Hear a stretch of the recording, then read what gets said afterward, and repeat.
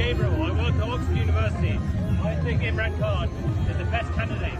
Out of all of the options, he is by far the best, and he's a legend. So vote for Imran Khan.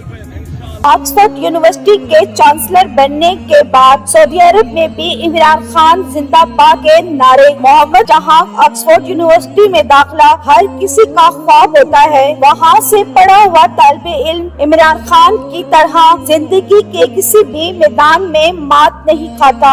और अब इसी university का chancellor Imran Khan है, और ये हमारे लिए बेहद खुशी और फख्र की बात है। पूरी हैरानकुन वीडियो हम आपसे शेयर कर रहे हैं, इसलिए वीडियो को एंड तक लाजमी देखें। वो बदकिस्मती से इंतहाई खराब है, और एक आम आदमी भी जानता है कि तारीख के पाकिस्तान की तारीख के संगीन तरीन बहरान में आज हम मुब्तला हैं कि Britain's iconic Oxford University. I am talking about Imran Khan.